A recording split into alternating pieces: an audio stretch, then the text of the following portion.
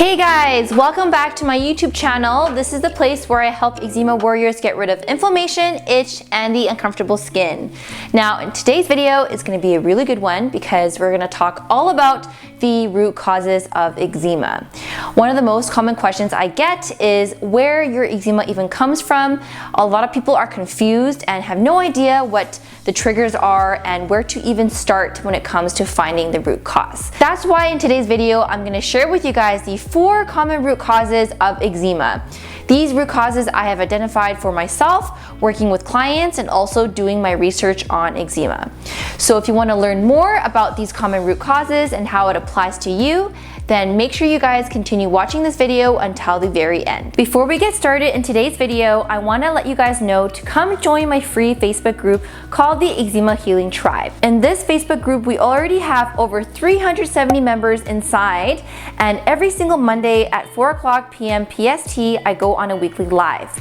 During the lives, I offer really valuable tips on healing your eczema as well as TSW, giving you advice on nutrition, sometimes supplements, as well as mindset and stress. So if you haven't already, go ahead and join our free Facebook group. You can click the link in the description box below to request to join. Make sure you guys answer the membership questions in order to be accepted in the Facebook group. Now let's move on into today's topic on the root causes of eczema. So let's just start off by saying that finding the root cause of eczema can be really confusing and challenging. There are so many factors that can contribute to an eczema flare. Whether that's internal factors or external factors, it can be really overwhelming even trying to figure out whether it's internal factors or external factors. It seems like everything makes your eczema flare. So I really hope in today's video, sharing some of the common root causes is going to give you a lot of clarity and give you some direction on where to start. Now, of course, not all of these root causes will apply to your specific case. I always say that everybody has their own root cause. Sometimes it's more than one, sometimes it's 2 or 3, but this video is going to give you the outline of all of the root causes as well as things you can do today to help heal them. So the very first common root cause of eczema is dysbiosis.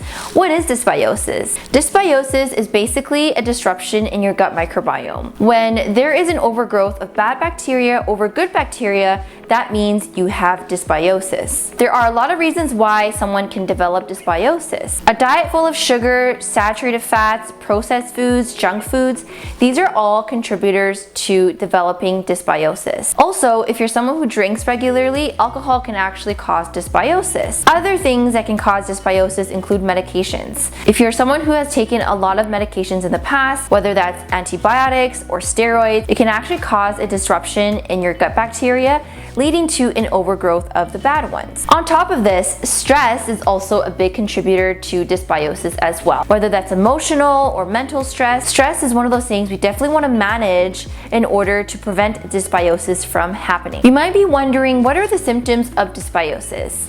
Now, for the purpose of this video, obviously skin issues, eczema is a very common symptom of dysbiosis. However, dysbiosis can actually show up with different symptoms as well. Some people might experience constipation, bloating, or gas. Maybe you have diarrhea.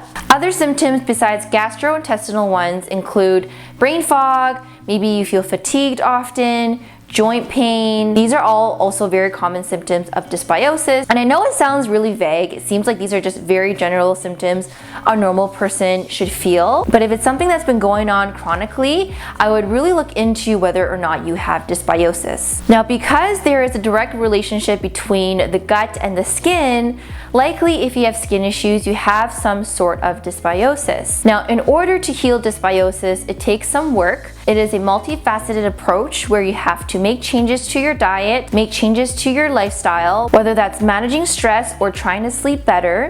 Also, supplementation can help as well. There are certain supplements that are really helpful for dysbiosis. However, I always recommend to work with a practitioner in order to choose the right supplement for you. Just know that healing dysbiosis can take time, especially if your dysbiosis is severe. And usually when your dysbiosis heals, you will see your skin heal as well. The general idea of healing from dysbiosis from a nutrition standpoint is to eat a whole foods diet and avoid some of the common allergens.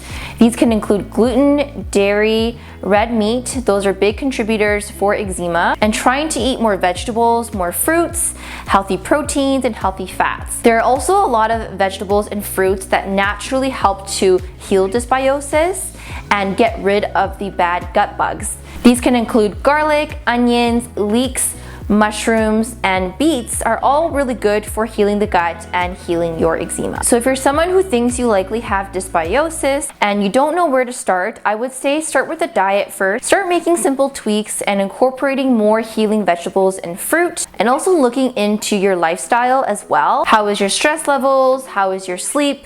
Do you take medications? Because all of these factors can affect your dysbiosis and make it worse if it's not managed well. So the next common root cause of eczema is a sluggish liver. So your liver actually has over 500 functions in the body. It helps with digestion, metabolism, detoxifying your body from chemicals and drugs, filtering the blood. Right away, you can tell that the liver does a lot of work in cleansing and naturally detoxifying your body. That's why the liver is one of the most common organs to really pay attention to, especially when you're trying to heal from eczema. In my practice, I have noticed that dysbiosis and sluggish liver are very common root causes of eczema. Probably the top two out of all the common root causes of eczema. Now, if you want to learn a little bit more about why some people don't heal from just eating a healthy diet, and I talk a little bit more about gut and liver, then make sure you watch this video right here where you'll get more information about that. How do you get a sluggish liver?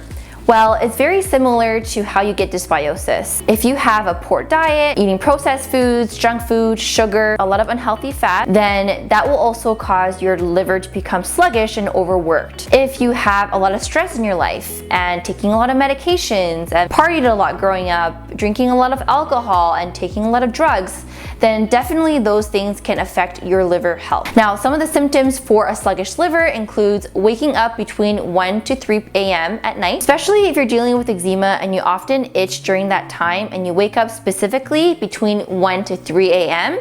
That's usually a sign of a sluggish or overworked liver. Other symptoms can include itching all day long, constipation, sensitivity to high salicylic foods, and bad breath. Healing from a sluggish liver is similar to healing from dysbiosis, except that you have to eat certain fruits and vegetables that help to heal the liver, as well as taking targeted supplementation.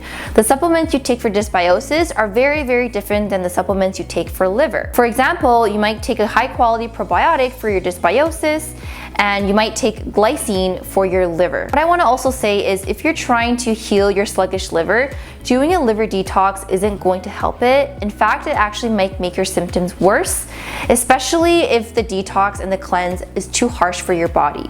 What I actually suggest instead is to do more of a wholesome approach, focusing on your diet, focusing on supplements that support your liver rather than detoxing your liver, and also managing your lifestyle as well. The next common root cause of eczema is something I know you have an idea of, and it is actually something that is the hardest to heal, and that is stress. The reason why stress is really hard to heal because most people don't really know how to manage their stress on a daily basis. On top of this, it's way easier to control your diet, take a bunch of supplements, thinking that that will heal your skin, as opposed to actually learning how to manage your stress through taking breaks and meditation, not overworking. These are some things that we often kind of push to a side. We don't really think it's important until we develop a stress flare. The challenge with stress is there's no diet or no supplement that's going to help you heal from stress. The only way to heal from stress is to manage your stress. Now, we can't remove stress. Everybody experiences stress in their own way. Stress comes in many different forms, and everybody has their own reason why they stress. Whether that's physical, through an illness, or just general fatigue, or emotional, mental, which can come from relationships, family, or your emotions. And so it's really about being committed on managing your stress, finding time in the day to meditate, to journal, and doing the things that your body needs for self-care. Because the last thing we want is to be reactive, where we freak out because we're flaring from stress, and it's that much harder to recover from it when we're in a reactive mode versus being in a proactive mode where we try to do these things on a daily basis in order to prevent a stress flare-up. From my practice, I've noticed that every single client that I've worked with each of them has stress as a root cause, except for maybe one or two. But usually stress is a very, very common root cause for most people that I've worked with. Now this tells us right away how important it is to manage our stress on a daily basis, right? And I'm going to have another video on how to manage stress. Now for the purpose of this video, I'm just sharing with you guys the common root causes of eczema, and stress being one of them. Now you might be wondering, how do I know if I have stress? Well, besides the fact that you can literally feel stress on a daily basis, if you're someone who has a really good diet, eating really, really well, and you also are taking the right supplements and you're doing everything right, but you're still flaring, and maybe you have a personality where you're worrying a lot, you work really hard, you're a go-getter. These are all personality traits that can actually affect your eczema. So I really would encourage you to look into your stress levels and see where they are coming from. The next common root cause of eczema is Candida. What is Candida? Candida is basically a yeast that is naturally found in the body. Usually it's in the mouth, the intestines, and on the skin as well. Now when your bacteria balance is disrupted, Candida can overgrow, leading to yeast overgrowth. The common causes of Candida include a diet filled with sugar and refined carbs. If you have taken antibiotics in the past, then that can cause Candida. If you live a very stressful lifestyle, that can also cause your Candida to overgrow. Also, if you have a history of taking oral contraceptives, then that can actually disrupt your gut microbiome and lead to Candida. Some of the most common symptoms for Candida include really intense sugar craving, whether that's chocolate, candy, any pastries. If you have intense cravings, that's usually a sign of Candida. Also, if you have oral thrush, which is a white coating in your mouth or white tongue, that is usually a sign of Candida as well. Other symptoms include yeast infections, brain fog, chronic fatigue, and other digestive symptoms like bloating and gas. Now again, Candida symptoms can be very, very vague. Usually if you're able to cross off some of these common symptoms, then that is a sign that you have Candida overgrowth. Now healing Candida, I feel like is a little bit more challenging than healing from dysbiosis in liver, because you have to avoid sugar. And it means sugar that comes from processed foods, sugar from pastries. Even high sugar fruits can cause Candida to feed on and overgrow. For example, Candida loves bananas because they're high in sugar. They also love potatoes because it's high in carbs. So initially, when you're trying to heal your Candida, you do have to limit some of these foods for a short period of time in order to starve the Candida. There's a really good Candida resource that you can actually go on Google and type in. It's called thecandidadiet.com, and it really shows you all the foods you can eat and the foods you have to avoid when you're trying to heal. Now the biggest thing about healing Candida is not only the diet.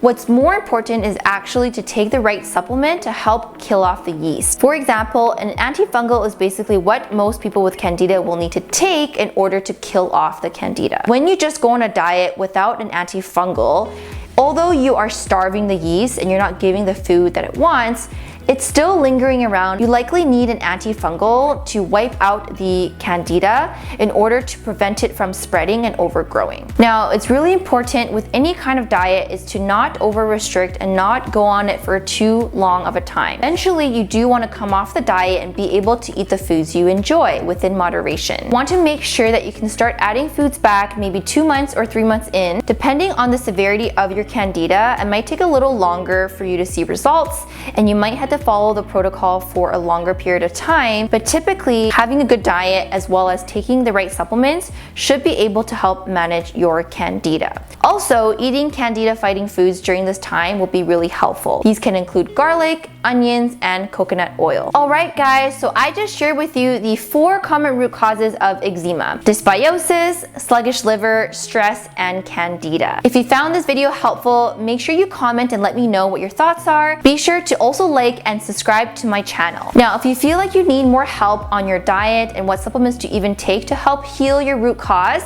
I can definitely help you with this. You can book a free consultation call with me at the link in the description box below, and let's chat all about on how we can discover your root cause and figure out how to heal from them. And as always, be sure to check out the other 2 videos right here where I share tips on how to heal your skin. Thanks everyone for watching today's video, and I'll see you guys in the next one.